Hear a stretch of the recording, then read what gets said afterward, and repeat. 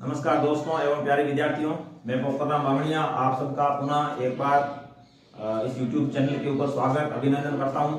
आज हम इस क्लास के अंदर डिस्कस करेंगे बहुजीवी वंशागति। हमने इससे पहले एक संकर संकरण पढ़ा, द्विसंकर संकरण पढ़ा और अब हम बात करेंगे आज की इस क्लास के अंदर बहुजीवी वंशागति, मतलब एक लक्षण के लिए एक से अधिक जीनों के द्वारा वंशागति करना।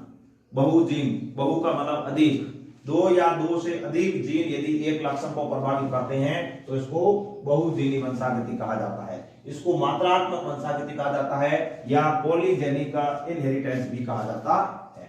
तो देखिए, इसमें एक लक्षण का निर्धारण दो या अधिक जीनों के द्वारा होता है। एक लक्षण का निर्धारण दो या अधिक जीनों के द्वारा होता है तो इसको बहुजीनी वंशागति कहा जाता है। ऐसे जीन या ऐसे जीनों के द्वारा जो लक्षण प्रभावित होते हैं, इन जीनों के द्वारा जो लक्षण नियंत्रित होते हैं, इनको बहुजीनी लक्षण कहा जाता है। ऐसे जीन मतलब दो या दो से अधिक जीन एक लक्षण को नियंत्रित करते हैं तो ऐसे जो लक्षण है उनको हम बहुजीनी लक्षण कहते हैं। ऐसे जो जीन होते हैं इसको हम बहुजीन कहते हैं, पॉलीजीन या बहुजीन कहते हैं।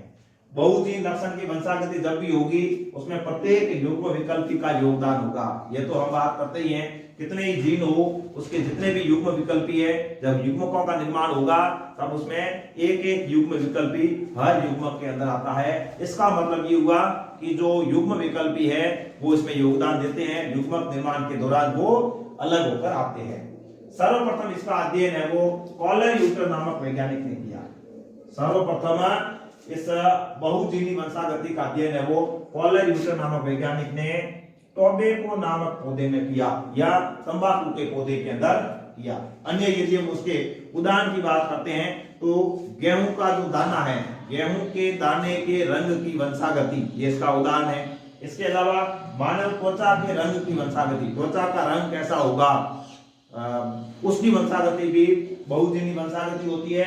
और मानव की जो लंबाई है, मानव की जो हाइट है उसका या उससे रिलेटेड जो जीन है वो भी बहुजीनी वंशागति के अंतर्गत आते हैं। तो इस तरह से बहुजीनी वंशागति को मात्रात्मक वंशागति कहा जाता है या इसको पॉलीजेनिक इनहेरिटेंस भी कहा जाता है, या हम एक लक्षण का जो नियंत्रण है वो दो या दो से अधिक जीन्स के द्वारा किया जाता है। ऐसे जीन बहुजीन कहलाते हैं, ऐसे लक्षण है वो बहुजीनी लक्षण कहलाते हैं। सबसे पहले कॉलर-यूटर नामक वैज्ञानिक ने इसका अध्ययन किया था, तंबाकू नामक पौधे के अंदर किया था।